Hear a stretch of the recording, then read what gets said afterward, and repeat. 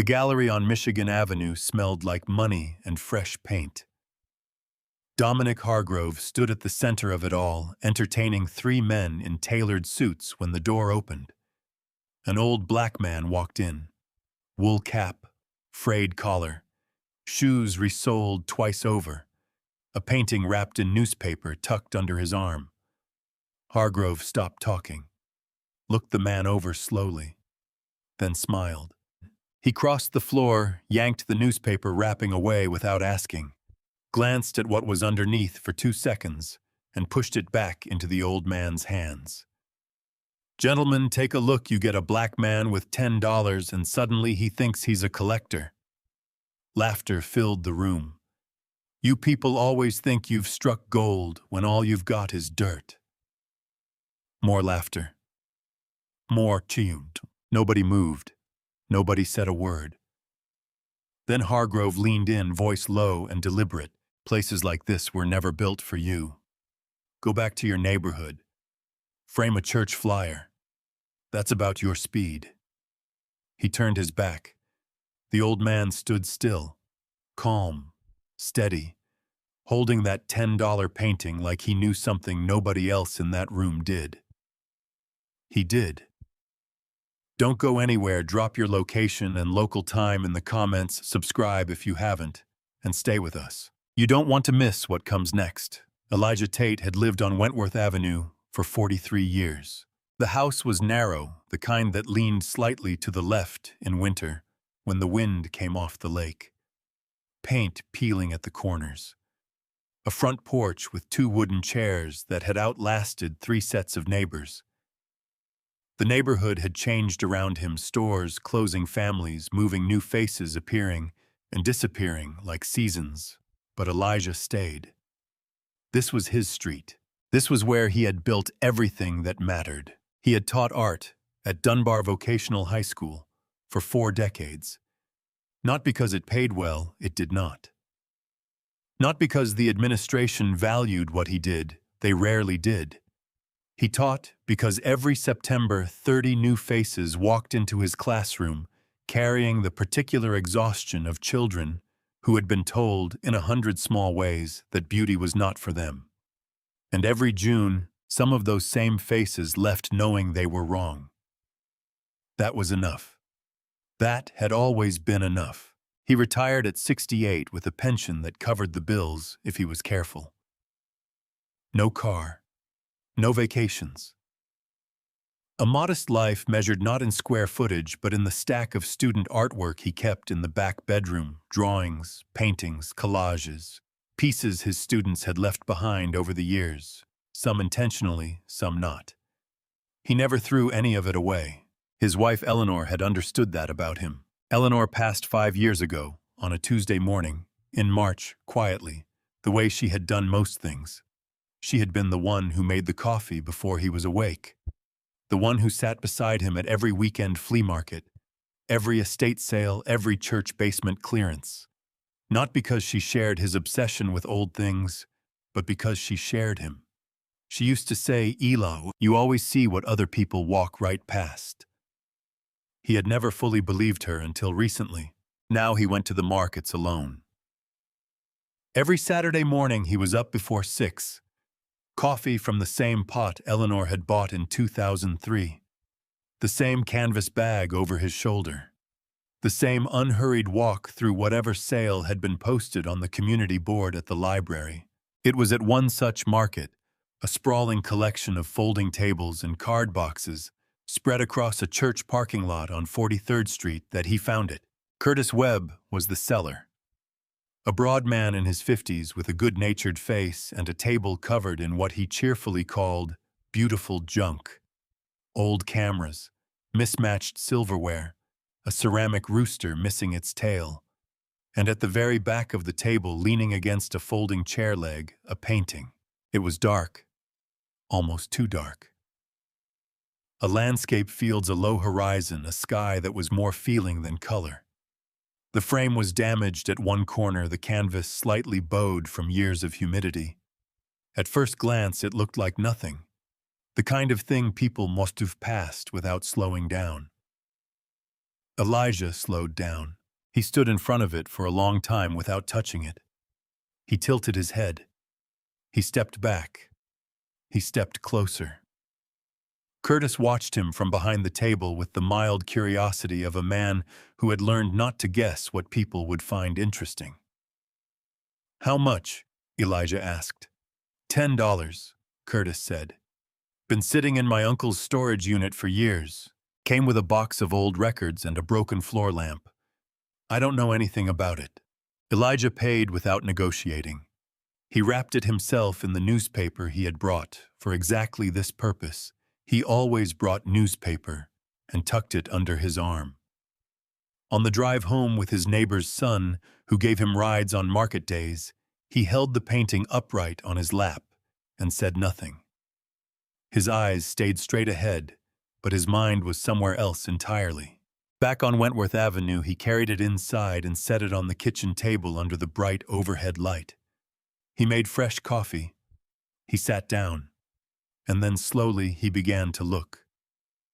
He cleaned the surface gently with a soft cloth barely dampened with distilled water, a technique Calvin, his late brother-in-law, who had once worked at an art conservation studio in Detroit, had shown him years ago. The grime came away in small dark patches. The composition revealed itself gradually. Not a simple landscape, there was intention here. Wait.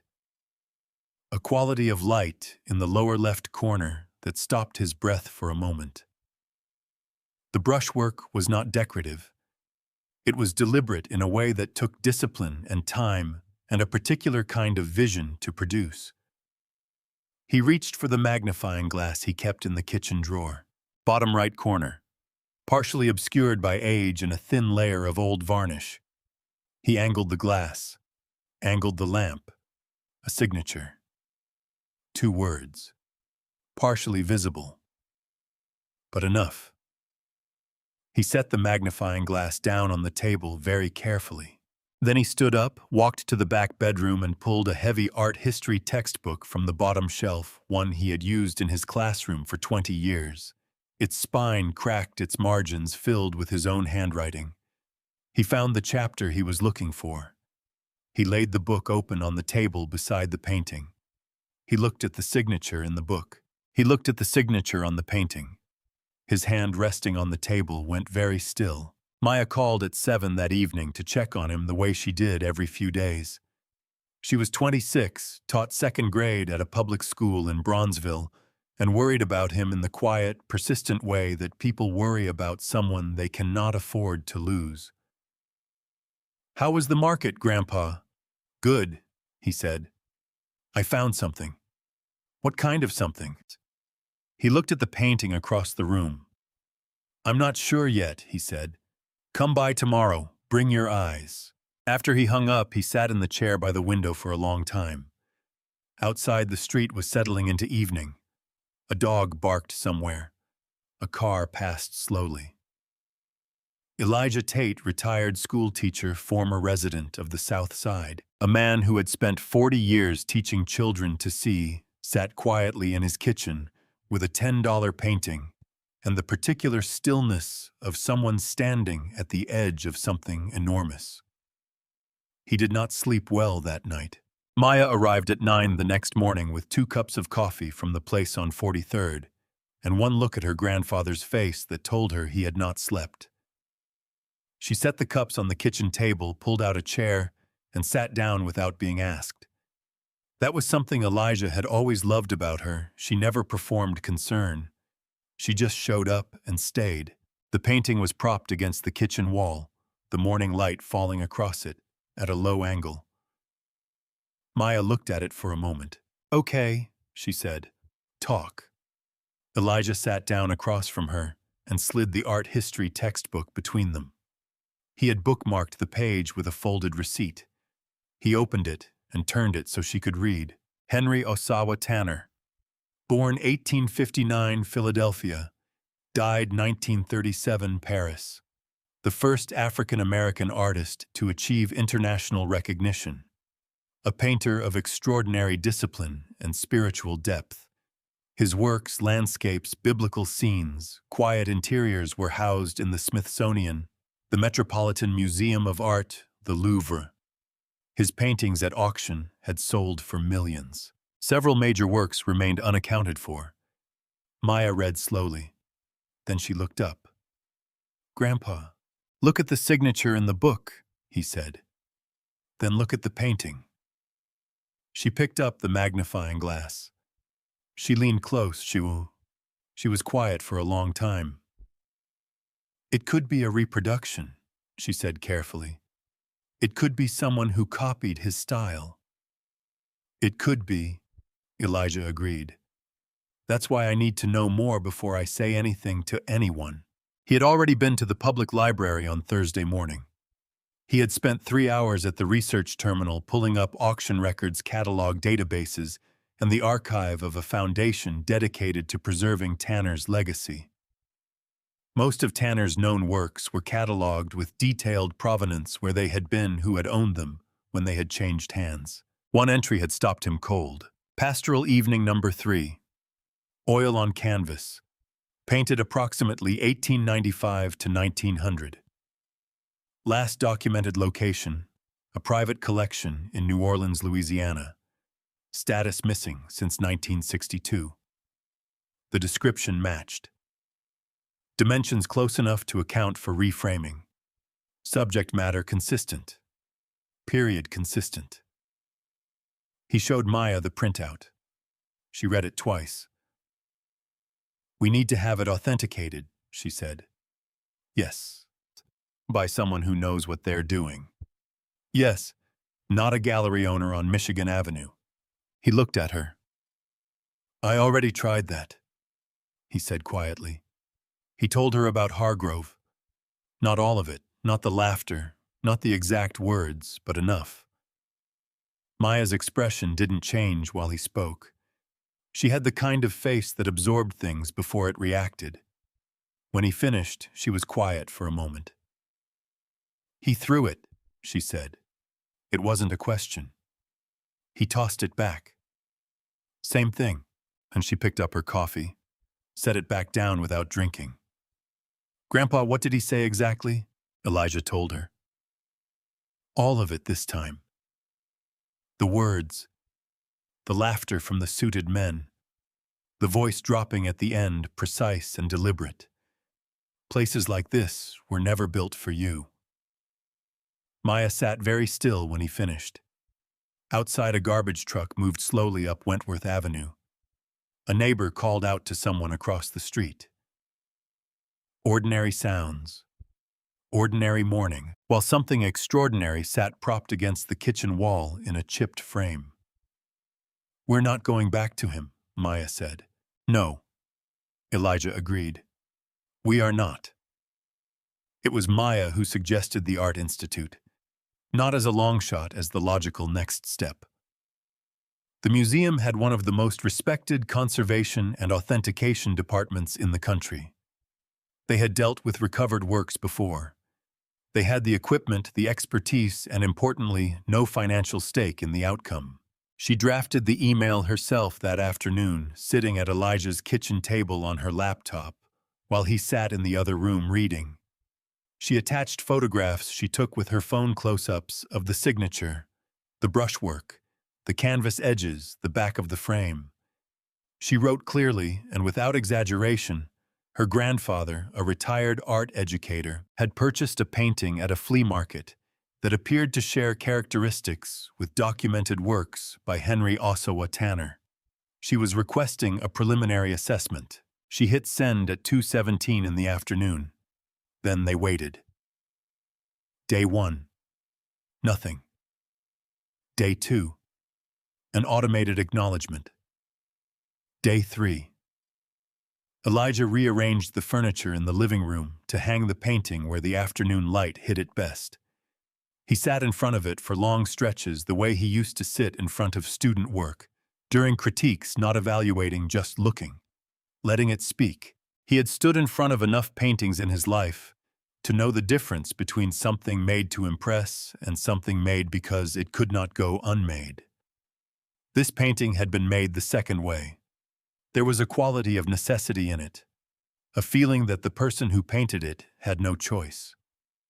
On the fourth day, Maya's phone rang at 8:45 in the morning. She was in her classroom 20 minutes before her students arrived. She looked at the screen, a Chicago area code she didn't recognize. She stepped into the hallway and answered.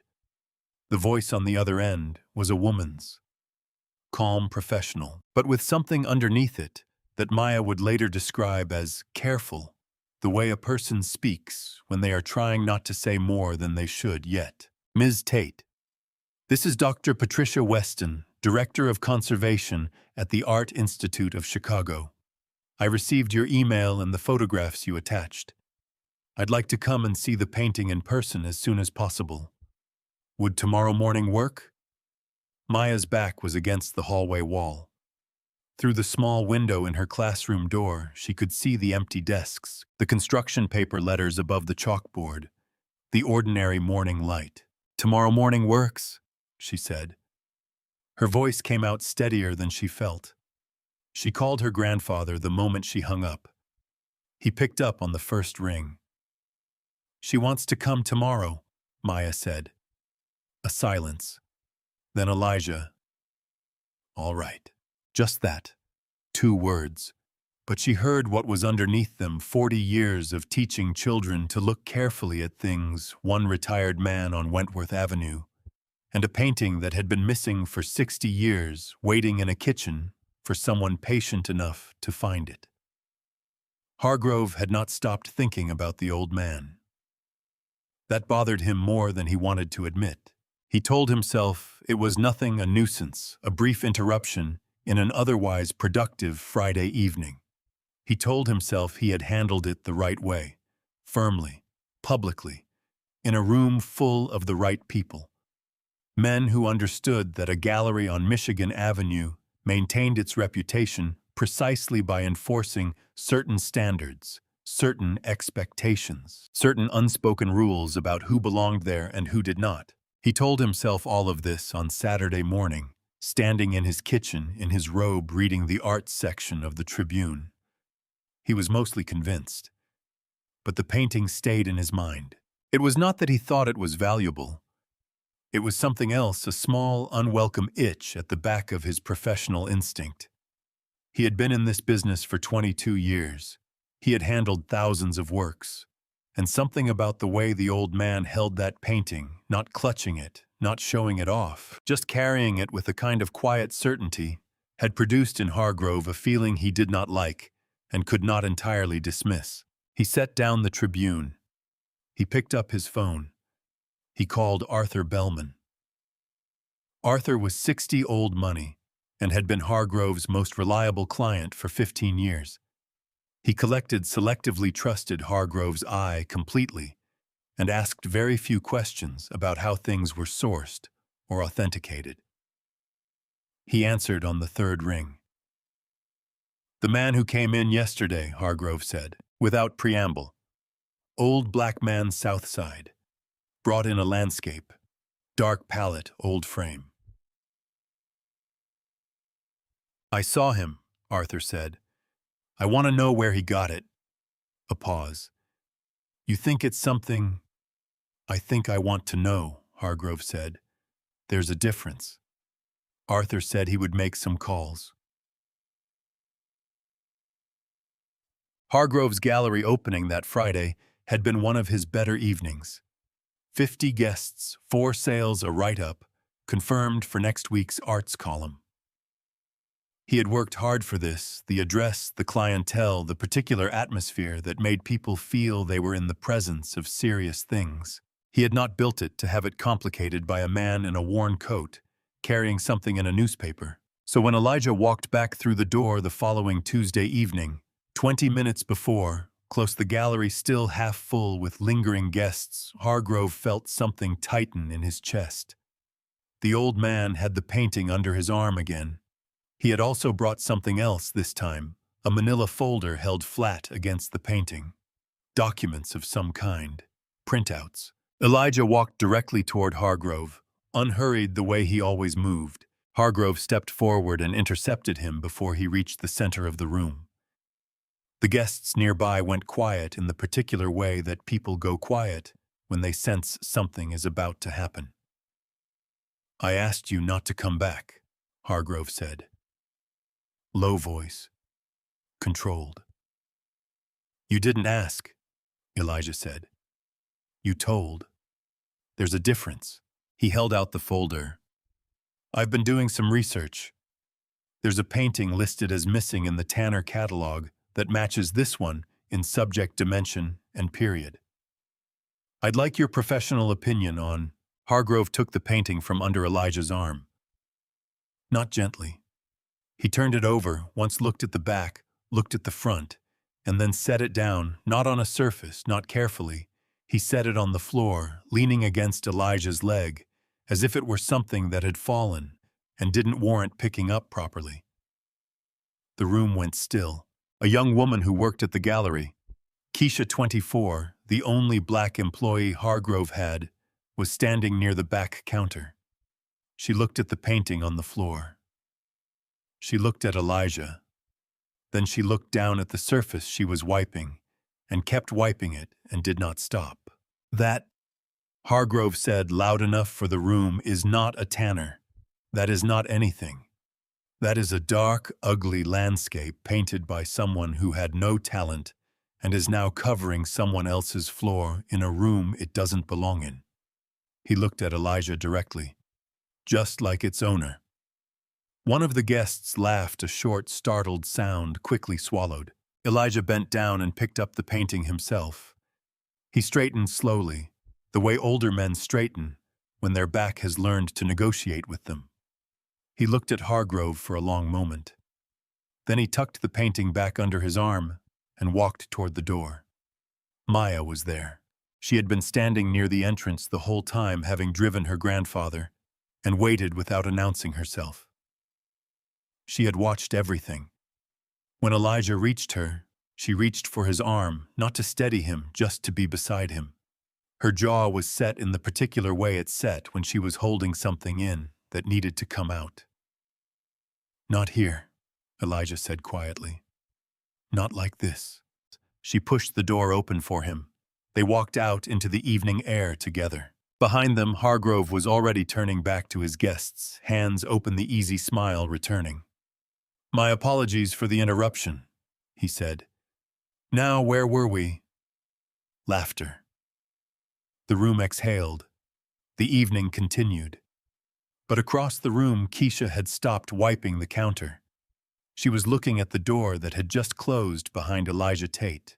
Her expression was not one of the expressions in the room that matched Hargrove's smile. She took out her phone and typed a text to her sister. "Something happened at work tonight. I'll tell you when I get home." Meanwhile, in the parking structure on the next block, Hargrove called Arthur Bellman. "He came back," Hargrove said. "He had research, catalog listings. He's not going to let this go." Arthur was quiet for a moment. "Then we need to move before he finds someone who'll take him seriously." "I know someone," Hargrove said. "Victor Crane. He worked with us on the Alderton pieces. He knows how to write a report." "How fast?" "Fast enough." He hung up. Stood in the dark of the parking structure for a moment. Then he walked back toward the gallery light, straightening his jacket, composing his face. Elijah Tate was a retired schoolteacher with a $10 painting and a manila folder of printouts. Hargrove told himself there was nothing to worry about. He almost believed it. Victor Crane worked out of a converted office above a print shop in Wicker Park. No sign on the door. No listing in any professional directory. His clients found him through referrals, the kind passed in low voices between people who needed paperwork to say something specific and didn't particularly care whether it was true. He had a genuine background, 15 years as an appraiser for a mid-sized auction house in New York, a certificate from a respected conservation program, enough real knowledge to make his false assessments convincing. The New York situation in 2018 had ended his legitimate career quietly, without prosecution, because the people involved had preferred discretion to justice. He had relocated to Chicago the following year and rebuilt himself as a man who solved problems. Hargrove called him on a Wednesday morning. By Thursday afternoon, Crane was sitting in Hargrove's gallery after hours, the painting propped on an easel under the examination lights.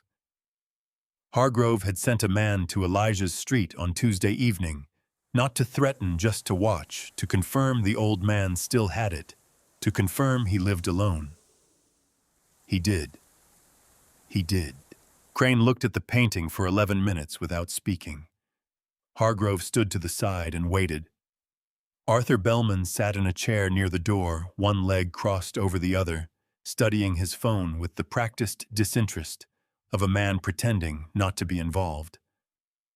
Finally, Crane stepped back. "Where did you get this?" he asked. "Does it matter?" Hargrove said. Crane looked at him. "It matters for what you're asking me to write. An old man bought it at a flea market for $10, Hargrove said. He brought it here. I examined it. I'm asking you to confirm my assessment, which is reproduction, post-1970, no artistic or monetary value." Crane looked at the painting again. Something moved across his face, not conscience exactly, but its distant cousin. He looked at it for another moment. Then he turned away. 15,000, he said. 10 qual, Hargrove said. 12, and I want it in cash before I file anything. Hargrove nodded. The report took Crane 4 days to produce. 3 pages densely formatted citing pigment composition analysis. He had not actually performed canvas weave comparisons sourced from published academic papers rather than direct examination and stylistic assessments, written in the kind of authoritative language that intimidated anyone without specialized training. The conclusion was unambiguous. The work in question displays characteristics consistent with commercial reproductions of the late 20th century. No evidence of period-appropriate materials or techniques was observed. The work has no attributable provenance and holds no significant artistic or monetary value. Hargrove sent it to a contact at a regional arts and culture magazine on a Friday morning with a brief note. Thought this might interest you, a cautionary tale about flea market finds and wishful thinking. The article ran online the following Tuesday.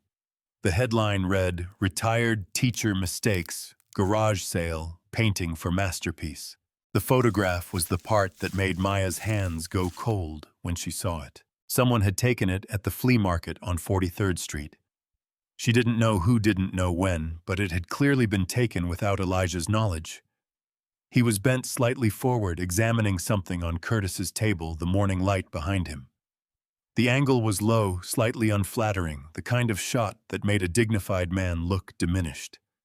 The caption beneath it read, "Elijah Tate, 72, spent $10 on what experts confirm is a worthless reproduction." The article itself was brief and superficially polite.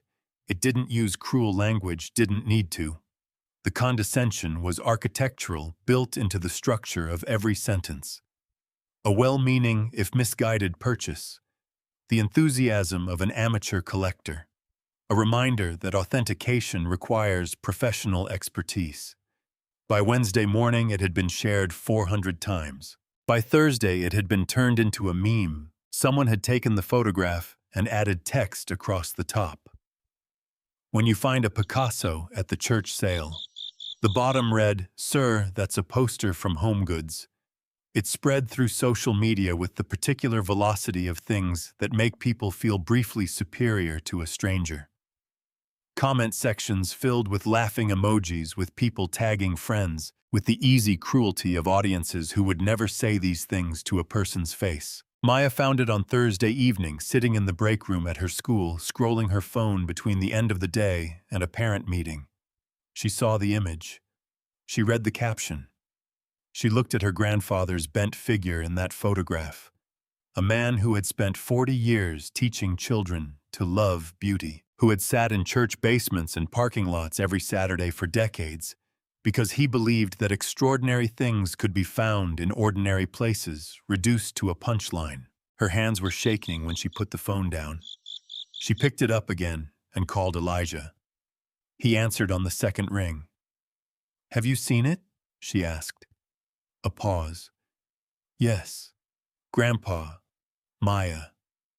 His voice was steady, the steadiness of someone who had made a decision before the phone rang. "I've been laughed at before. I taught school in this city for 40 years. I know what it feels like when someone decides you don't matter. This is the same thing. It's louder. It's not different." She was quiet. "What I need you to do," he said, "is not let it stop what we're doing. Dr. Weston is coming tomorrow. That is what matters. Not a photograph, not a meme. Tomorrow morning." Maya closed her eyes, pressed the phone against her ear. Outside the break room window, the school parking lot was emptying. A janitor was pushing a cart across the far end of the lot, moving slow and steady. The ordinary end of an ordinary day.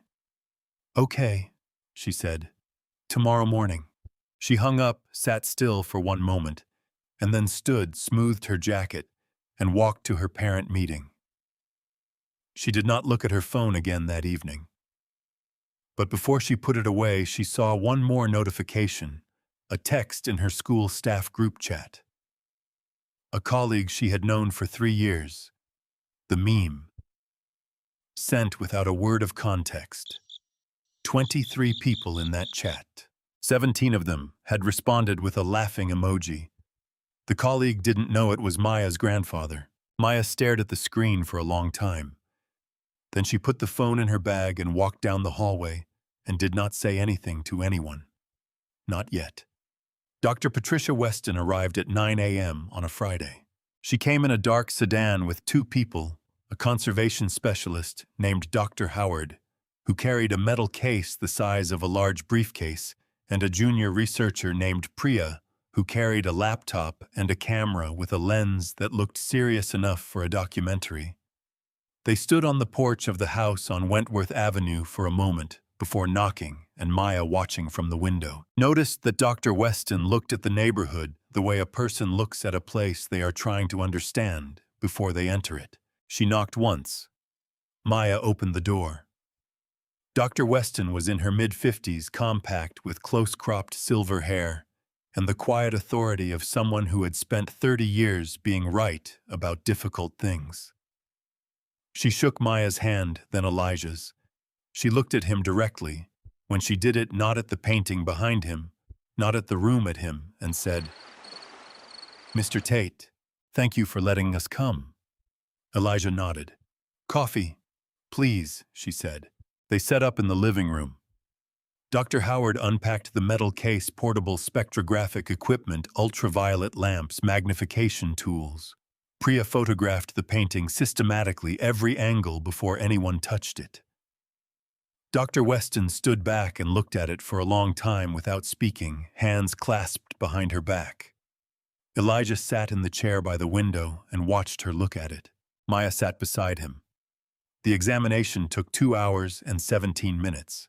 Dr. Howard worked methodically, ultraviolet light first, which revealed the underdrawing beneath the paint layers, then spectroscopic sampling from the edges of the canvas, where Elijah gave permission for the smallest possible material removal. He worked in near silence, occasionally saying a number or a notation so that Priya typed without comment. Dr. Weston moved between observation and note-taking, pausing longest at the lower right corner where the signature sat. She used her own loop, a small, precise instrument she carried in her jacket pocket, and stayed there for several minutes. At one point, she straightened and looked at Elijah. "Mr. Tate, where did you teach?" "Dunbar Vocational, 40 years. She nodded slowly. "Art history. Studio practice primarily, but yes, history too. You can't separate them." So she looked back at the painting. "No," she said quietly. "You can't." When Dr. Howard finished, he and Dr. Weston spoke in low voices near the window for several minutes. Maya watched her grandfather during this. He was sitting very still, hands resting on his knees, looking at the painting, with the same expression he had worn all week, not anxious, not hopeful, exactly, just present. Patient. The way a man is patient when he has already done everything he can do, and now the world has to catch up. Dr. Weston turned back to the room. "I want to be careful about what I say right now," she began. "Because formal authentication is a process, not a moment. But I also want to be honest with you." She paused. "The pigment composition is consistent with materials available in the 1890s. The canvas weave and preparation layer are consistent with French-manufactured supports commonly used in that period. The underdrawing technique is consistent with Tanner's documented working method. And the signature—" She stopped. "The signature is not inconsistent with authenticated examples in our collection." The room was quiet. "What does that mean?" Maya asked. "It means," Dr. Weston said carefully, "that I need to take this back to the Institute for full analysis. Infrared reflectography, dendrochronology if the stretcher bars are original, comparison against our Tanner holdings." She looked at Elijah.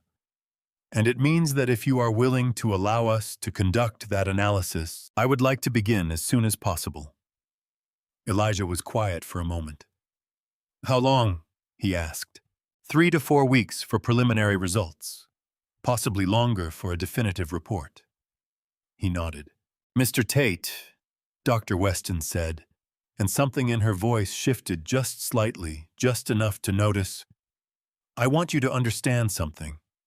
If this is what the preliminary indicators suggest, it may be this painting has been missing for over 60 years. Finding it would be significant, not just monetarily, historically, for the study of Tanner's work, for the record of what was lost and what can be recovered." She paused. "I don't say that to pressure you. I say it so you understand why I'm standing in your living room at 9 on a Friday morning." Elijah looked at her for a moment. "I understand," he said. They packed the painting carefully, archival, wrapping a padded transport case Dr. Howard had brought for exactly this purpose. Before they closed the case, Elijah stood over it for a moment. He didn't touch it. He just looked. Maya stood beside him. After they left, the living room felt different. The wall where the painting had hung was just a wall now, a pale rectangle where the light fell without anything to fall on. Elijah made more coffee. Maya sat at the kitchen table and watched him move around the room, the same movements, the same quiet, the same man he had been before any of this started. What neither of them knew yet was that at 10:47 that morning, while Dr. Weston was still on the expressway heading back to the Institute, Hargrove was on the phone. He had a contact on the Art Institute's board of directors, a man named Gerald Fitch, old money, 20 years on the board, someone who owed Hargrove a favor from a transaction in 2019 that neither of them had ever discussed in writing. "There's a painting coming into your conservation department today," Hargrove said. "Brought in by a man named Elijah Tate Southside. I examined it 2 weeks ago. It's a reproduction I had it independently assessed. I'm concerned that Weston is pursuing this without due diligence and that it could embarrass the institution." Gerald Fitch listened. He said he would look into it. 40 minutes later, Dr. Weston's assistant put her head into the conservation lab and said, "Patricia, Gerald Fitch just called the director's office. There's going to be a board review before you proceed with the Tanner assessment. They're calling a meeting." Dr. Weston set down her instrument. She stood very still for a moment, looking at the transport case on the examination table. Then she picked up her phone and called the director herself.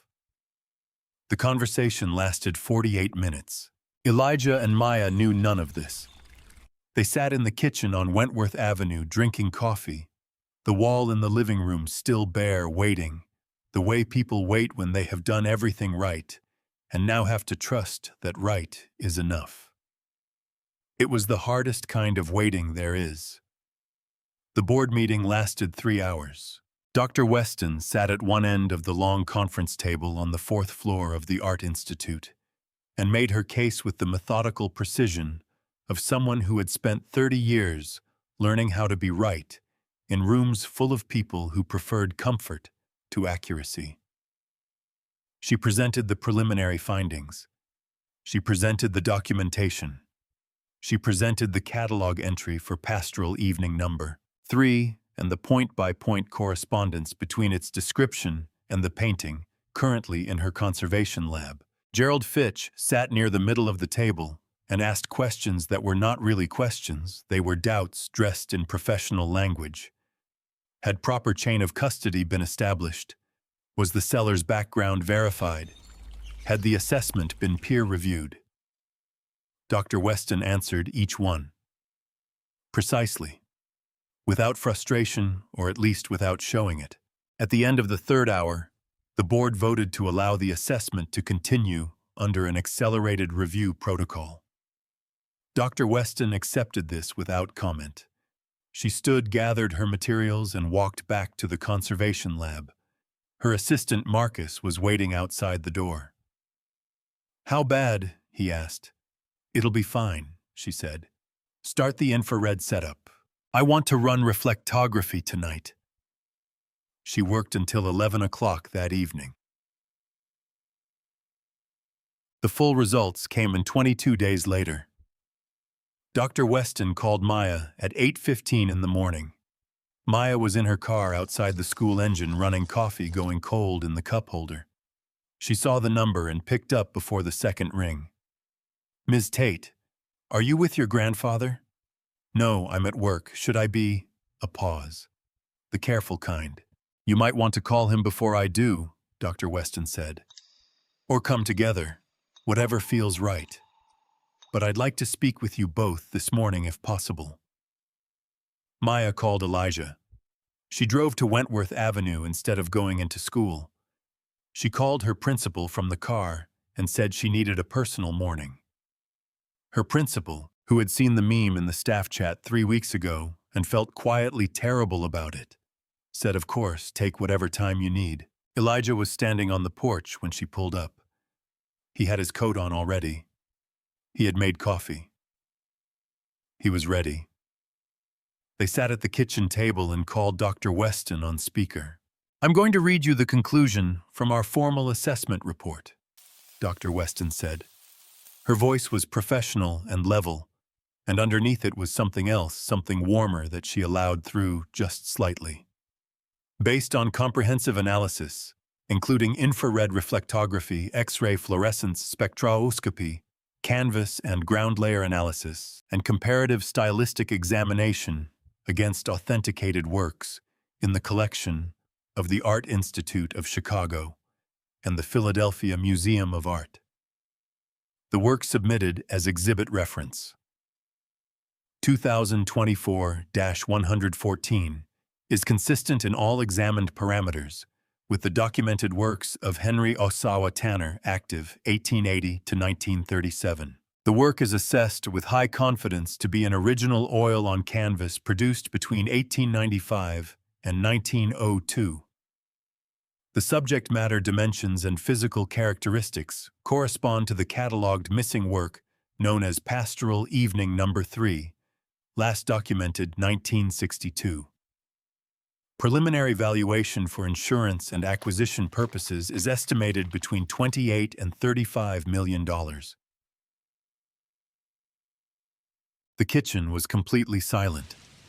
Outside, a car passed on Wentworth Avenue. A dog barked once far away. The refrigerator made its small, steady sound. Elijah's hands were resting on the table. They did not move. Maya looked at him. He was looking at the center of the table, not at her, not at the phone at some point in the middle distance that was not in the room at all. "Mr. Tate, doctor," Weston said. "Are you there?" "I'm here," he said. I want you to know something, she said. Beyond the valuation, beyond the acquisition conversation we'll need to have. This painting was missing for 62 years. That's 62 years in which Tanner's catalog was incomplete, in which that specific work, was absent from the record of what he made and what he left behind. A pause. You found it at a flea market for $10. You brought it home. You held on to it when someone told you it was worthless. And because of that, it exists again in the historical record. I want you to understand what that means. Elijah was quiet for a long moment. I understand, he said. After they hung up, Maya sat across from her grandfather, and neither of them spoke for a while. The morning light was coming through the kitchen window at a low angle the way it came in October, stretching across the table between them. Then Maya thought of something. Grandpa, she said, Dr. Howard, when he was examining the frame, he found something. Elijah looked at her. He didn't say anything at the time, she said slowly, but I saw him stop. He took a photograph of something on the inside of the frame backing. I didn't ask about it because everything else was happening. She called Dr. Weston back. Dr. Weston put her on hold for 2 minutes. When she came back, her voice had a new quality in it, something between amusement and genuine puzzlement. Yes, she said. Dr. Howard documented it in his notes. When he removed the backing paper from the frame for examination, there was a small piece of paper folded and tucked into the inner channel of the frame. Appeared to be a torn corner of a notebook page. Blue ink, relatively recent, the ink composition dates it no earlier than the 1990s. What did it say? Maya asked. A pause. It has a name and address written on it, Dr. Weston said. The name is Elijah Tate. The address is on Wentworth Avenue. Your grandfather's address. No one spoke. We don't know who put it there, Dr. Weston continued. Curtis Webb, the seller, has confirmed he never opened the frame backing and has no knowledge of it. Your grandfather has confirmed he didn't write it. The handwriting doesn't match either of them based on the samples we requested. Another pause. We have no explanation for it. It doesn't affect the authentication. The paper is inside the frame, not part of the canvas or paint layer. But it is unusual. Maya looked at her grandfather. Elijah was looking at the window. His expression was unreadable. After a moment, he said quietly, not to Maya, not quite to anyone. Eleanor. Maya felt something move through her that she couldn't name. Grandpa, she said softly. He shook his head once, not dismissing it, just letting it be what it was. Some things did not need an explanation. Some things only needed to be acknowledged and set down gently, like a painting you carry a long way and finally find the right wall for. The $10 painting had come home.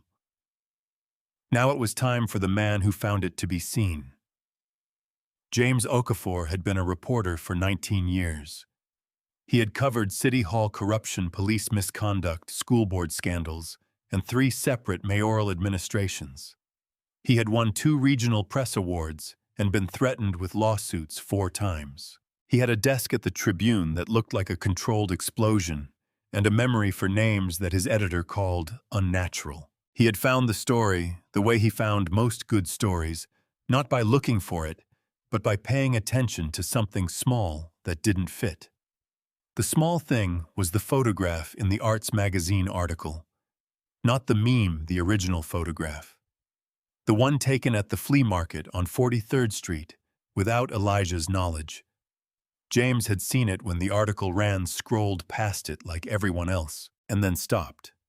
Not because of Elijah, because of the angle. He had been to that flea market. He knew the layout. The photograph was taken from a position that required the photographer to be behind a specific table in a specific corner at a specific time, not a casual shot from a passerby, but a positioned, deliberate shot taken by someone who knew where to stand and when the subject would be there. Someone had been sent to take that photograph. He filed the thought away. 3 weeks later, when the Art Institute's authentication result leaked, not officially, but through the particular membrane that separates official silence from the people who work near it, James pulled the thought back out. He called Dr. Weston's office. She declined to comment on an ongoing acquisition process. He called the Arts magazine. The editor said the photograph had been provided by a source who had requested anonymity. He called Curtis Webb, who told him about the morning Elijah bought the painting and about a man he hadn't seen before who had been standing near his table that day, taking pictures on his phone. James requested a description. Curtis thought for a moment. White guy, 50s, nice coat, didn't buy anything. James pulled Hargrove's staff photographs from the gallery website. He sent them to Curtis in a text message. Curtis called back in 4 minutes. Second one, he said. That's him. That's the guy. The second photograph was not Hargrove. It was a man named Derek Solis, Hargrove's gallery manager for 8 years. James drove to Wicker Park and found Victor Crane's office above the print shop. He knocked. Crane opened the door, looked at James's press credentials, and started to close it. James put his hand on the doorframe. I'm not here to burn you, James said. I'm here because the man you wrote the report about is about to be on the front page of every paper in this city. You can be the person who tells me what happened, or you can be the person who gets named without a quote. Crane let him in. He talked for 40 minutes. He told James about the phone call from Hargrove, the $12,000 in cash, the report he wrote, without performing the tests it cited. He told James about Bellman sitting in the chair by the door, pretending to look at his phone. He told James about the 2 previous occasions he had written reports for Hargrove pieces that had passed through the gallery with favorable assessments they hadn't earned. James recorded everything with Crane's permission. He spent 3 more days pulling Financial Records gallery transaction logs and the 2018 New York investigation file, which was public record even if no one had thought to look at it in connection with Chicago. The story ran on a Thursday morning. The headline read, How a Gallery Owner Tried to Bury a $30 million Discovery and the Retired Teacher Who Wouldn't Let Him. The subheadline, A Fabricated Expert Report a Stolen Photograph and a Campaign to Discredit a 72-year-old South Side Educator. The article ran 4,000 words. It named Hargrove, Bellman, Crane, and Derek Solis. It quoted Crane directly. It reproduced excerpts from the email exchange between Hargrove and Bellman, obtained through Crane, who had been copied on several of them. It included the gallery's own promotional language alongside the documented facts of what Hargrove had done, and the contrast was its own kind of indictment. One paragraph stopped people cold. James had written it carefully, and it read, Within hours of Elijah Tate's first visit to the gallery, Hargrove sent a message to Arthur Bellman that read, Keep an eye on that painting. If it's what I think it is, we need to move fast. This message was sent at 9:47 p.m. On a Friday the same evening. Hargrove told Tate in front of a room full of witnesses that the painting was worthless garbage from a dumpster. The room fell silent in 1,000 different places at once. The article was shared 40,000 times before noon. By afternoon, 2 television stations had crews outside the gallery on Michigan Avenue. Hargrove did not come out. His attorney issued a statement describing the reporting as incomplete and misleading. Arthur Bellman's attorney issued a statement saying his client had no direct involvement in the assessment process. Victor Crane had no attorney yet. Keisha, the gallery's young black employee, who had watched Hargrove set the painting on the floor that Tuesday evening, saw the article shared in a group chat by a friend who didn't know where she worked. She read it at her kitchen table that night. She read it twice. Then she called James Okafor. She told him what she had seen. She told him about the Tuesday evening, the painting on the floor, the room full of people who said nothing. She told him about other incidents, the way Hargrove spoke about certain clients, certain artists, certain neighborhoods. She told him she had kept notes on her phone, the way people keep notes when they know something is wrong and don't yet know what to do with that knowledge. James asked if she would go on record. Yes, she said. I've been wanting to say this for 2 years. I just needed someone to ask. He filed a follow-up piece the next morning. By Friday afternoon, the FBI had opened a preliminary inquiry into art fraud. By Friday evening, Dominic Hargrove's gallery on Michigan Avenue had a handwritten sign in the window, "Closed for private event." It would not reopen. The Art Institute of Chicago made its formal offer on a Monday morning. $30 million for Pastoral Evening No. 3 by Henry Osawa Tanner to be acquired for the permanent collection. The offer was delivered in a letter hand-carried by Dr. Weston herself, who drove to Wentworth Avenue and sat at Elijah's kitchen table for the 3rd time and placed the envelope in front of him without ceremony. Elijah looked at the envelope for a moment. Then he looked at Dr. Weston. "Coffee," he said. "Please," she said. He made coffee. Maya sat beside him. Dr. Weston sat across. They drank their coffee, and the envelope sat on the table between them, like something that had arrived from a long way off and was still catching its breath. After a while, Elijah opened it. He read the letter slowly, the way he read everything completely from the first word to the last, as if every sentence deserved the same attention. When he finished, he folded it along its original creases and set it back on the table. "There's a condition," he said. Dr. Weston nodded. She had expected this. Something in the way this man had moved through every stage of this story had told her he would not arrive at the end of it without asking for something that mattered more than money. "The painting is displayed permanently," Elijah said. "Not in storage, not in rotation, permanently. With a placard that carries Henry Osawa Tanner's full name, his biography, and the complete account of how this work was lost and how it was found." He paused, "Including where it was found and what it cost." Dr. Weston looked at him. $10, Elijah said, "at a flea market on 43rd Street. That stays in the record." "I'll put it in the acquisition agreement myself," Dr. Weston said. He nodded once. "Then yes." They shook hands across the kitchen table on Wentworth Avenue. $30 million and one condition settled over 2 cups of coffee on a Monday morning. The formal reception at the Art Institute was held 3 weeks later. It was a Thursday evening. The main hall on the 1st floor. High ceilings, warm light. 140 guests, museum staff, board members, press, and a section of seats in the front that Dr. Weston had quietly reserved for the people who had actually been part of this story. Curtis Webb came in a suit he had clearly borrowed and spent most of the evening looking at the ceiling with quiet amazement. James Okafor stood near the back with his recorder in his pocket and his notebook closed for once. Keisha arrived alone, found a seat near the aisle, and sat very straight. When Elijah came in, she caught his eye and gave him a small nod. He nodded back. That was all. It was enough. Maya sat in the front row in a blue dress she had bought specifically for the occasion and spent the first 10 minutes trying not to cry and the next 90 not succeeding. The painting was unveiled at 7:30.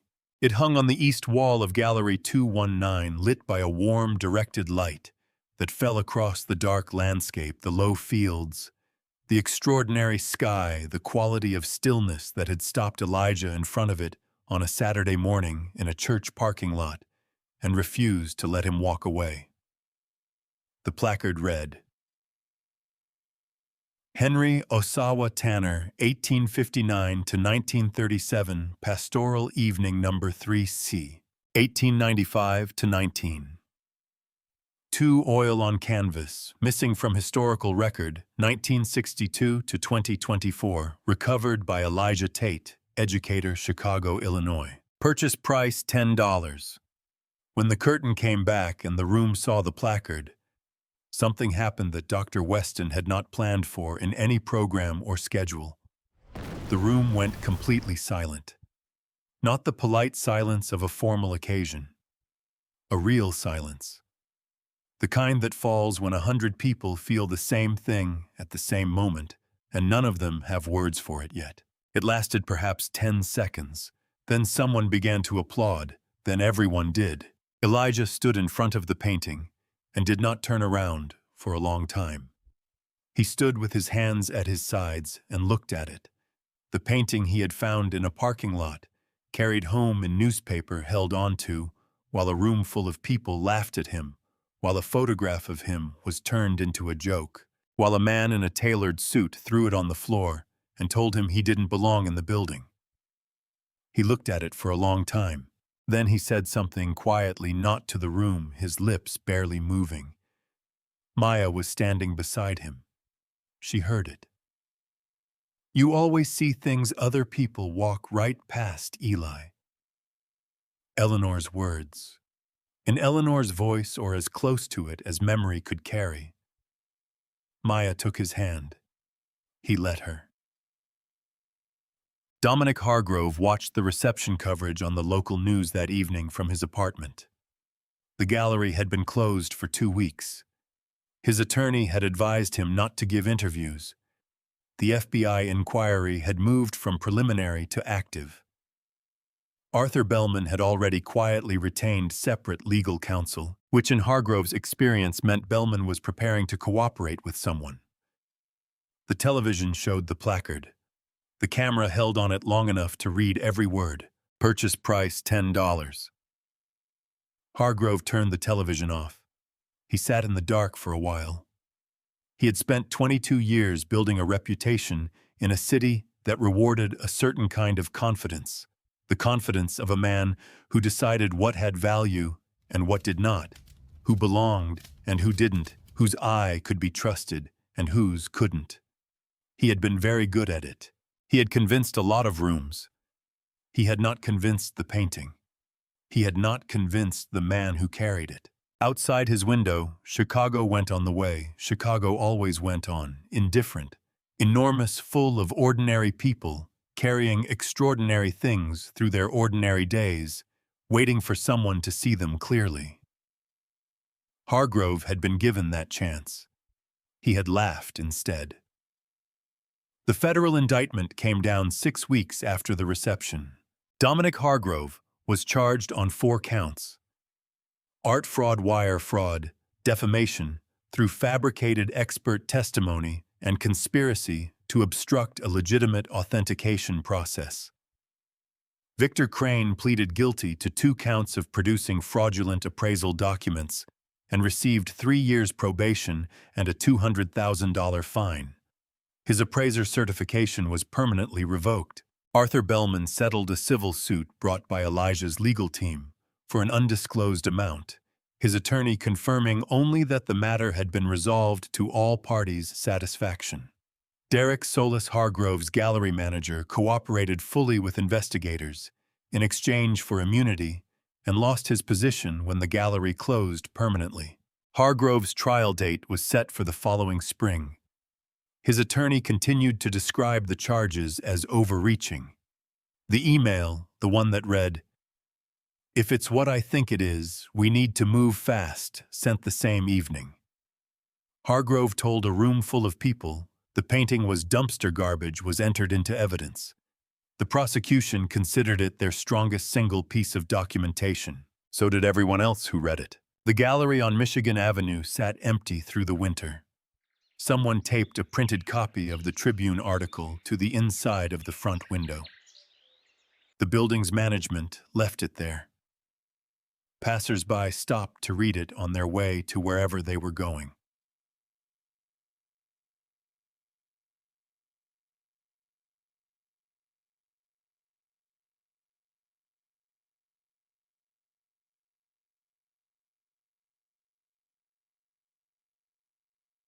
Elijah received the $30 million payment in 2 tranches as agreed. He sat with a financial advisor recommended by the Art Institute and a lawyer Maya had found through a wrongful conviction nonprofit she admired, and he spent 3 weeks making decisions. He kept enough to live on comfortably for the rest of his life. Enough to fix the porch. Enough to stop worrying about the heating bill in February. Everything else he gave away.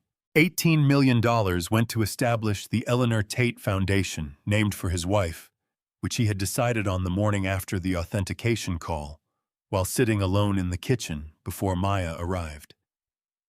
The foundation provided art education scholarships for students from public schools on the south side of Chicago, with priority given to schools that had cut their arts programs due to budget constraints. In its first year, it funded full scholarships for 37 students. $5 million was donated to Dunbar Vocational High School, specifically earmarked for a new visual arts wing. The school board named it the Eleanor and Elijah Tate Center for Visual Arts. Elijah attended the naming ceremony in November and sat in the front row next to a 19-year-old former student of his who was now studying illustration at SAIC on an Eleanor Tate Foundation scholarship. The student had been in Elijah's last class before retirement. He had at the time failed to turn in his final project and received an incomplete.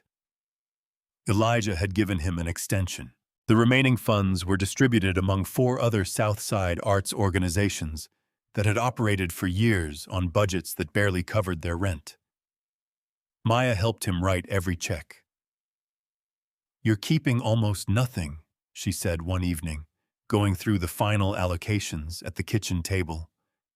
"I kept what I need," he said. "The rest belongs to the work." She looked at him. "Eleanor would say you were impossible." "Eleanor did say I was impossible," he said. "Regularly. She also kept showing up so." Maya laughed, a real laugh, the kind that had been in shorter supply over the past several months. It filled the kitchen on Wentworth Avenue and went out through the window into the November evening and disappeared into the city.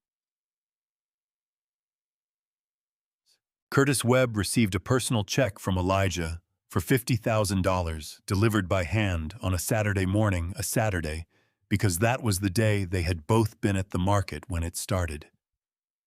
Curtis held the check for a long time without speaking.